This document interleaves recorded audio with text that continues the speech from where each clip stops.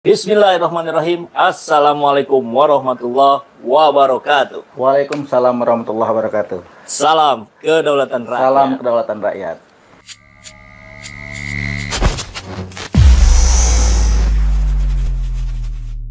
Kita melihat terus memang ada upaya-upaya untuk menjegal Anies. Dan kabar ini bisa jadi berangkatnya juga di-trigger gitu oleh kabar berita yang ada di sini, Bang. Ini dari Detik News, informasinya baru kemarin. Survei elektabilitas CSIS, Ganjar dominan, tapi keok saat duel versus Anies. Ini kita simak beritanya. Nah, CSIS merilis hasil survei terhadap elektabilitas calon presiden jika dipilih pemilih muda. Jadi ini untuk kalangan pemuda ya, 17 sampai 39 tahun. Memang dalam berbagai simulasi, ini simulasinya ada yang 14 nama, 7 nama, 3 nama, dan 2 nama. Ini dari 14 sampai 3 itu dominan, kalau tidak salah Ganjar yang menang, tipis. Tapi kalau sudah duel, Ganjar dengan Anies, justru Anies yang menang. Nah ini kan lucu dan menarik lah ya untuk kita diskusikan. Nah kayak kita lihat di sini, simulasi 17, 14, 7, 3, Ganjar memperoleh suara paling tinggi, tapi ketika 2 kalah oleh Anies Baswedan. Nah, ini kurang lebih lah ya. Nah, di sini masih ada di posisi ketiga Pak Anies, 14 nama, 7 nama masih juga di ketiga, tapi semakin tipis bedanya. 3 nama sudah naik ke peringkat 2, 27 dengan 33, tapi ketika 2 nama, ini Anies Baswedan 47%, Ganjar Pranowo 43%. Artinya, ketika kita berbicara kondisi yang realistis, maka memang Anies Baswedan yang paling mungkin menang dengan konstelasi yang kurang lebih seperti ini. Bahasanya kurang lebih begitu, Bang ya. Nah, ini informasinya kurang lebih bersamaan dengan yang kita lihat dari videonya Andi Arief. Bisa kita tonton dulu sebentar lah ya. Silakan aja mau dimuat-muat lah. SBY bukan orang sembarangan. Informasinya, kualitasnya, dia cek satu persatu. Dia sudah ketemu dengan seluruh pimpinan partai kecuali PDIP. Semua mengeluh. Dia sudah mendengar langsung skenario dua pasar. Lalu dia melakukan pengecekan pada orang yang mendengar langsung dari mulutnya Pak Presiden. Pak Presiden hanya mau 2 calon. Kenapa 2 calon Pak Presiden? Kan ada Anies, ada Ganjar. Oh, Anies kan sebentar lagi masuk penjara.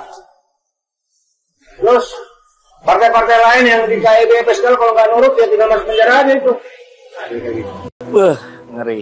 Jadi bukan hanya Pak Anies, gitu, petinggi KIB kalau nggak nurut katanya dipenjarakan juga. Konon katanya itu dia dengar langsung dari mulut Pak Presiden. Ini kan ngeri, Bang. Saya sih membayangkan bahwa potensi Anies Baswedan untuk menang semakin hari semakin besar. Saya secara pribadi melihat ini situasi yang sangat menakutkan gitu bagi proses demokrasi di Indonesia. Kalau benar apa yang disampaikan Andi Arief, itu kan entah apa yang akan terjadi dengan masa depan Indonesia gitu. Tapi kalau itu hoax, kok sampai seberaninya gitu seorang Andi Arief bicara seperti itu? Kan dia petinggi partai gitu.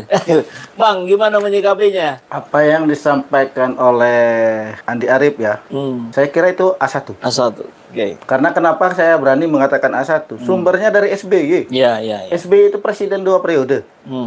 Dan SBY saya yakin masih punya link terhadap kekuasaan, terhadap militer, terhadap BIN, ya kan? Jadi informasi itu karena dari SBY. Kalau bukan dari SBY mungkin kita agak mikir-mikir lah ya. Dan ini memang membuat pihak lain ya, oligarki dan kelompok kiri radikal itu membuat ketar-ketir, di mana gelombang dukungan terhadap Pak Anies itu tak terbendung.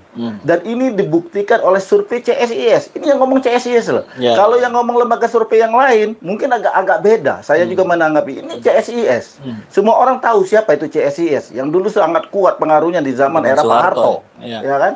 Dan sekarang juga pengaruhnya masih cukup kuat saya kira. Ini ada apa? Jadi apalagi terakhir itu Bang Andi Arief mengatakan Pak Anies akan masuk penjara. Memang skenario pentersangkaan Pak Anies ini memang sudah lama terdengar. Di tahun-tahun lalu ya. Dari terutama santernya di tahun ini. Jadi awal-awal tahun ini memang sudah santer terdengar pentersangkaan Pak Anies. Cuma masalahnya saya melihat dari isu ini ya dikaitkan dengan hasil survei ya head to head antara Ganjar dan Pak Anies itu yang dimenangkan oleh Pak Anies walaupun itu dalam selisih memiliki persentase yang cukup kecil, tapi itu setidaknya menunjukkan bahwa Pak Anies itu kuat. Dukungan terhadap Pak Anies itu kuat. Masalahnya sekarang dengan isu ini, apakah berani mereka mentersangkakan Pak Anies? Apalagi ada rumor yang berkembang yang akan mentersangkakan Pak Anies. Ini akan membuat rakyat marah. Dan di balik petersangkaan Pak Anies, saya yakin paling tidak ada 3 skenario yang akan mereka mainkan kan itu. Skenario pertama adalah melemahkan dukungan terhadap pendukung Pak Anies.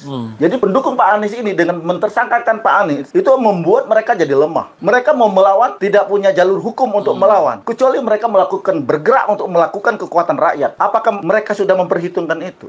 Jadi kalau Pak Anies akan ditersangkakan, akan dipenjara seperti yang disebut oleh Bang Andi Arief, saya kira terlalu besar taruhan bagi rezim hari ini. Skenario kedua itu adalah selain dari melemahkan itu adalah menjegal. Jadi menjegal Pak Anies. Pak Anies ditersangkakan tapi kasusnya digantung.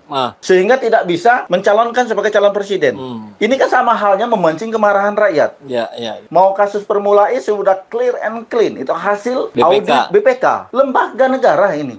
Bukannya lembaga abal-abal. Yang ketiga, menurut saya, itu adalah dengan mentersangkakan ini memancing kemarahan rakyat sehingga timbul gejolak politik, yaitu memperpanjang masa jabatan presiden. Nah ini yang dugaan saya. Jadi kan sekarang udah mentok nih, 3 periode ditolak oleh rakyat, ya kan? Terus perpanjangan masa jabatan ditolak rakyat. Kemarin ada isu ingin jadi wapresnya Prabowo, rakyat juga berteriak menolak. Nah sekarang mungkin salah satunya untuk memperpanjang masa jabatan itu adalah sehingga muncul gejolak sosial itu adalah dengan mentersangkakan Pak Anies. Dukungan terhadap Pak Anies itu akan muncul, rakyat marah, ada alasan untuk terjadi perpanjangan masa jabatan presiden. Ngeri kan?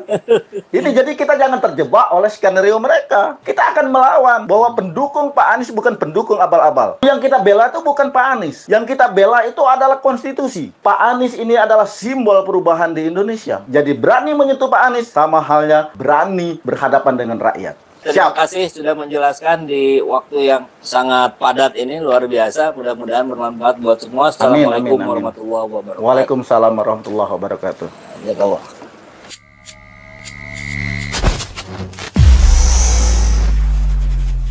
Alhamdulillahirrabbilalamin. Saat ini banyak sekali sahabat-sahabat dari Saiful Zaman Channel yang menjadi patron dari kegiatan ini, yang mendukung, yang mensupport dengan berbagai cara. Luar biasa. Via WhatsApp, via grup, via media sosial lainnya. Bahkan tidak sedikit yang kemudian mendonasikan uangnya untuk perjuangan kami di medan dakwah ini. Ya jelas hal ini sangat membantu keberlangsungan channel ini karena kebutuhan pun kemudian bertambah. Tidak bisa lagi ini dikerjakan oleh 1-2 orang. Kita harus merekrut lebih banyak orang. Dan itu jelas membutuhkan dana yang tidak kecil. Nah, oleh karena itu buat sahabat-sahabat semua yang terus mendukung kami, doakan juga kami untuk mampu istiqomah, untuk mampu terus menyuarakan dan menggemakan suara hati rakyat. Dan seperti biasa, bagi yang ingin membersamai kami dengan membantu operasional channel ini, sahabat bisa mendonasikannya ke nomor rekening yang ada di bawah sini.